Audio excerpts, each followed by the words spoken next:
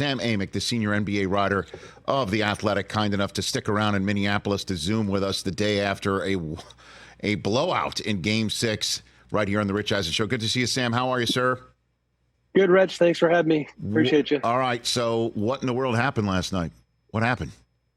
It was wild. I mean, obviously the Wolves, you thought at some point were going to wake up. And I thought it might be a competitive game. I didn't see a 45-point drubbing. And also, Rich, early on, the Nuggets go up 9-2. The locals, it's funny, I haven't been to Minneapolis in quite a few years, to be honest. I can't even remember the last time.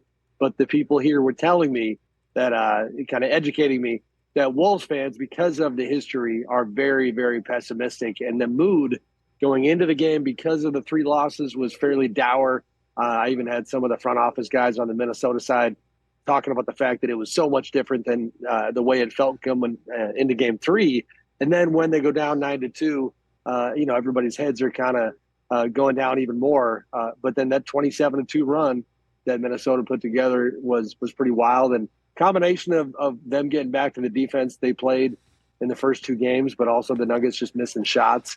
And next thing you know, this thing was out of hand. Is it true Chris Finch and the staff put together sort of a defensive hype tape to show the team before Game 6, Sam? Yeah, I mean, I'm a sucker for trying to learn about the behind-the-scenes stuff, and we'll get into the Nuggets side of that later, I think. But on the Wolves side, about 25 minutes before tip-off, they show them you described it well, it's a hype video. It's not a film session. It's not a conventional, let's break down tape, look at the offensive side of the ball, defensive side of the ball.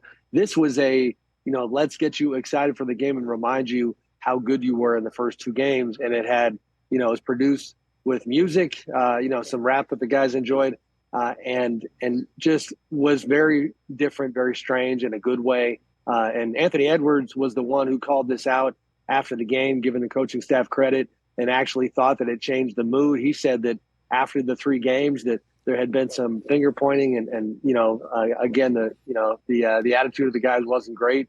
It seems like that video helped. And also made him man of his word, telling the Denver staff in the visitors' locker room, we'll see you for Game 7, right? He did indeed. This young guy, he's going to break a new unofficial record in league history for dropping just somewhat endearing F-bombs and not getting fined by the NBA, because typically they frown upon that, and I'm sure they still do. But yeah, in that quote that you're referencing, he confirmed the story about telling the locker room attendant, we'll see y'all MFers in Game 7 with a big old smile on his face, and obviously he's right. Are you saying Anthony Edwards is so endearing that even Adam Silver's willing to just put on earmuffs? Is that what you're saying, Sam? All I know is that that's what the Timberwolves are hoping, because when he dropped not 1 but 2 F-bombs in that press conference, it ended in pretty comical form, because after the second one of their PR folks who does a great job was on the side of the press conference, and he immediately just said, "Okay, thanks everybody, we're done." Tip your waitress. My gosh. Yes. Try the wine. Sam Amick here on the Rich Eisen Show. Does this mean now that the Nuggets lost this game that Aaron Gordon's allowed back into the team dinner, Sam? Does that mean that now? I mean, I think so. First of all, they better win a game on Sunday in order to earn the chance to have a team dinner on the road. The way it looked last night, that they might have had their last team dinner of this season. But yeah, again, fun backstory that I wrote about after Game 5 was that I had asked a bunch of the Nuggets players between Game 2 and 3, when you had 3 days in between games, a lot of time to think about the way you got your backside handed to you in the first 2 games. What did you all do to get your heads right? I had asked Aaron this question, and he shared, a quick personal story about some stuff that he bought. And then eventually he looks at DeAndre Jordan in the locker room after Game 5, and he says, "Hey, DJ, y'all going to dinner tomorrow night?" And I'll be honest, Rich, at first I was just confused, and I didn't even ask Aaron. Like, in my head, I was like, why is he saying, "Are y'all going to dinner?" not "Are we going to dinner?" What I would later learn is that because Aaron missed the team dinner heading into Game 3 in Minneapolis when they went to a steakhouse here in town, and he essentially had other plans and just didn't make it, because he missed it and then they won the game, this was a classic case of good old-fashioned sports superstition where his teammates, and mainly DeAndre Jordan, decided, like, bro, we just won game 3, so you are definitely not coming to dinner heading into game 4. So they had dinner again, everybody on the team except for Aaron Gordon. They win game 4, and so then when they were heading back to Minneapolis heading into game 6, the trend continued. I don't know what Aaron did on his own, if he maybe ate with the coaches or a little bit of Uber Eats. Room service, probably. But he was on the outside looking in. Oh, my gosh. And so, I'm sure, Suze, when you were covering the Lakers going back in the day, you heard about that sort of stuff all the time, of these team superstition and things of that nature. Yeah, Sam, I was laughing because that's what happened all the time when we'd be on the road and somebody would be sitting in the wrong seat and then they couldn't sit in the same seat. That happened in Sacramento a lot. God, we were in Sacramento a lot. Yeah, well, there's a lot of that was the cowbell era quite a bit. That was it. And there were so many times. Like, that's the best part about traveling with the team and getting to know all the players, because you're like, you just see some of that stuff. And so-and-so carried the bag the wrong way and took the wrong elevator. Right. Absolutely. I was a little surprised they strayed. They basically picked on Aaron here because they did end up changing the location of the dinner. So I was a little off in the first report. Steakhouse the first night and then back at the hotel. So the superstition had limits, but Aaron's involvement, Aaron's attendance was the part they were stubborn on. And plus, his performance on the court was a major reason why they're back in Game 6. Game 6 existed. Right? That's pretty harsh, Sam. But I'd be a little sad if I was AG. Like, come on, guys, I'm out here. He's been drawing Kobe Bryant references. Those couple games he had in between. I think he was 10 of 11 from the field in game 5, I believe. So, no, I'm with you. But, Aaron is nothing if not selfless. That's what his teammates say all the time. That's his role on this team. So, apparently he was willing to eat solo if that's what it took. Yeah, but at least they didn't give him the check. I know. That's another one. That would have been even worse. They could have really stuck him with it. Although, listen, I hear you. That, as he shared with me, then I'll share this. This was in the piece. But the side story, I don't know if you guys caught this.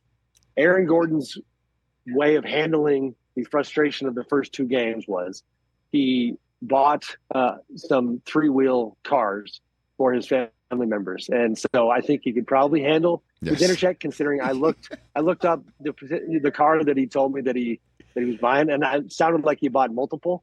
To be honest with you, and they're 30 to 50K, but the way he talked about them was as if he bought his family dinner and not something to take on the road. Man, well, now he definitely needs to advance to get a bigger playoff share if that happens for the Denver Nuggets. So and I'm just, before we move on to the rest of the series, why don't I don't know, my spidey sense in our business is just gonna about our business is gonna that Jokic is gonna get slightly lit up for saying he's cool with it, like this was a good loss, But I guess when you're down by that many, you got to just shrug it off, bury the tape, as they would do, in football. What's your 2 cents on that one, Sam? Yeah, to be honest, I hadn't even seen the quote. And sorry, guys, hopefully you can hear me okay. There's no worries. Go for it. Here. Yep. I hadn't seen that quote until now. I was on the Wolves side last night. And I'm sure, the public and the internet being what it is, he's going to get lit up. It doesn't matter, though. What matters is what the Nuggets do in game 7. And there have been some of those types of moments in these playoffs. For one, even me, after game 5 or late in game 5, I was actually making a point to watch Anthony Edwards' demeanor after the third quarter heading into the fourth when they were getting beat pretty bad. And, you never know what to make of certain things. And Ant was sitting on the bench with some teammates smiling and laughing in the kind of way that you wouldn't expect to see. And I remember thinking that's a little strange. And then sure enough, what do I know? He played great in game 6 and they responded. LeBron in the Nuggets series, if you guys remember, had a line that was taken out of context everywhere where he said it's just basketball. So, and Joker, you got to remember too, he does every single press conference as a matter of obligation. He's gotten actually better at them, but in terms of like his words and thoughts and feelings coming out in a meaningful way that indicates his state of mind, I don't always think that's the case.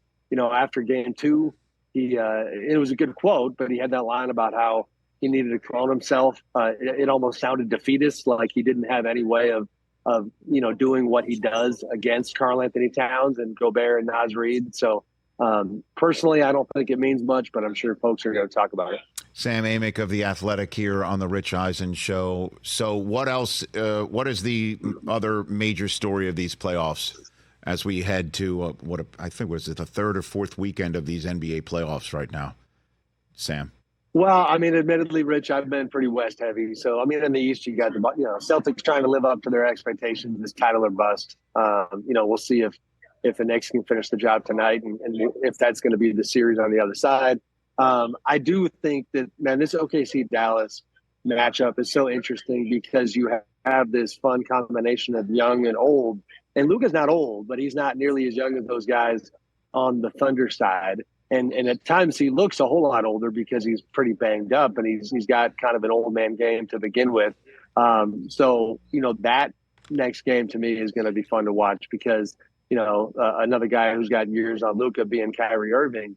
I'm so fascinated by Kyrie's ability to have such a redemptive playoff run right now. And it's been somewhat under the radar when you talk about the way he's carried himself, the way he's played, and obviously the narrative shift from how disastrous of a profile he had just a couple of years ago.